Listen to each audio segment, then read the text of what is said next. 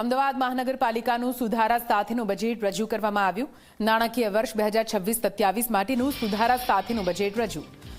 18,518 કરોડ રૂપિયાના બજેટને standing committee આપી છે મંજૂરી। મનપા કમિશનરે મૂકેલા બજેટમાં 1,500 કરોડ રૂપિયાનો વધારો કરવામાં આવ્યો। શાસક પક્ષે નવા ફ્લાયઓવર માટે કરી છે જોગવાઈ। દાણી લીમડાથી ખોડિયારનગર બનશે ફ્લાયઓવર।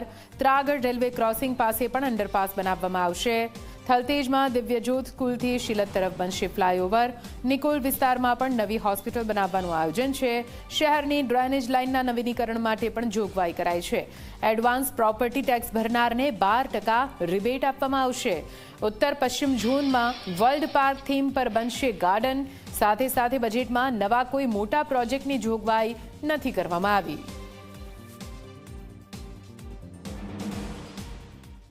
રૂપિયા 1,500 કરોડના સુધારા સાથેનું વર્ષ 2026-27નું સર્વ સમાવેશી શહેરના સર્વાંગી વિકાસ અર્થે અંદાજિત માત્ર 18,518નું સિટીઝન સેન્ટ્રિક બજેટ રજૂ કરવામાં આવે છે। આ બજેટ ગરીબ, મહિલા, વિદ્યાર્થી, યુવાન અને વૃદ્ધ એમ દરેક વર્ગ માટેનું સર્વ સમાવેશી સર્વેના સર્વાંગી વિકાસને સુનિશ્ચિત કરનારું છે। તો કોઈ પણ સિટીના વિકાસની અંદર ટેક્સની આવક એક અગત્યની આવક છે।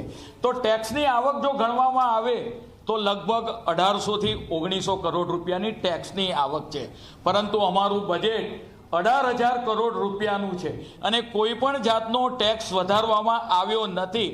અને એ ટેક્સ 1800 થી 2,000 કરોડ રૂપિયાની અંદર 18,000 કરોડ રૂપિયાનું બજેટ કે ભાઈ આવતીકાલનું અમદાવાદ એ કેવું હોય એ માટેનું જે રજૂ કરવામાં આવ્યું છે। વાહન વ્યવહારના દરો જે છે એની અંદર વ્હીકલના કોઈ દરમાં વધારો કરવામાં આવ્યો નથી, એ પણ આપણે વાત કરીએ કે એ છે। એ જ રીતે આપણી કેટલીક હોસ્પિટલો એ ટ્રસ્ટ આધારિત ચાલતી હોય છે, એની અંદર પણ 70% રિબેટ આપવાનું આપણે ઠરાવવામાં આવ્યું છે।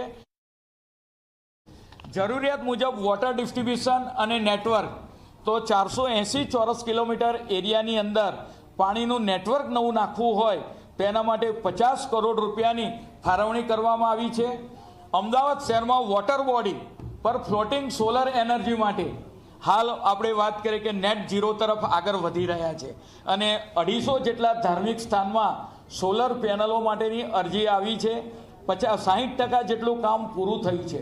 કોર્પોરેશનના બિલ્ડિંગ પર પણ આપણે સોલર સિસ્ટમ લગાડવા લાગ્યા છે અને આપણે વાત કરીએ કે મેક્સિમમ સોલર સિસ્ટમનો ઉપયોગ થાય એટલા માટે પહેલીવાર વોટર બોડી ઉપર ફ્લોટિંગ સોલર સિસ્ટમ લગાડવા માટે 50 કરોડ રૂપિયાની અને તેનાથી 10 મેગાવોટ જેટલી વીજળી પણ ઉત્પન્ન થશે।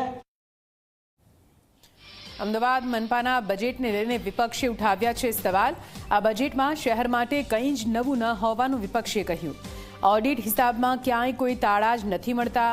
જ્યાં જનતા ખુશ ન હોય ત્યાં આવા બજેટની શું જરૂરિયાત? કોમનવેલ્થના નામે કોન્ટ્રાક્ટરો માટે પ્રોજેક્ટ મૂકવામાં આવી રહ્યા છે। વર્ષોથી બનેલા સ્પોર્ટ્સ કોમ્પ્લેક્સ ધૂળ ખાઈ રહ્યા છે તેવું પણ વિપક્ષે કહ્યું।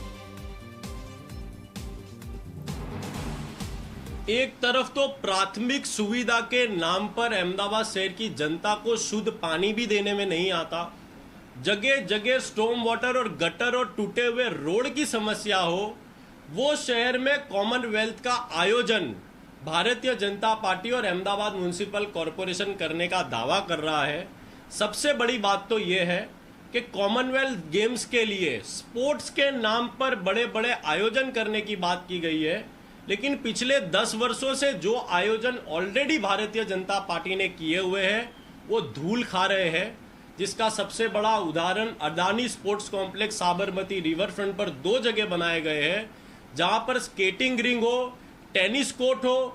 अहमदाबाद के विविध स्पोर्ट्स कॉम्प्लेक्स अभी धूल खा रहे हैं और अभी फिर से कॉमनवेल्थ के नाम पर करोड़ों रुपए का मैं मानता हूं कि कॉन्ट्रैक्टरों को फायदा पहुंचाने का कॉमनवेल्थ के जरिए बड़ा भ्रष्टाचार और बड़ा प्लानिंग अहमदाबाद म्युनिसिपल कॉरपोरेशन का चल रहा है।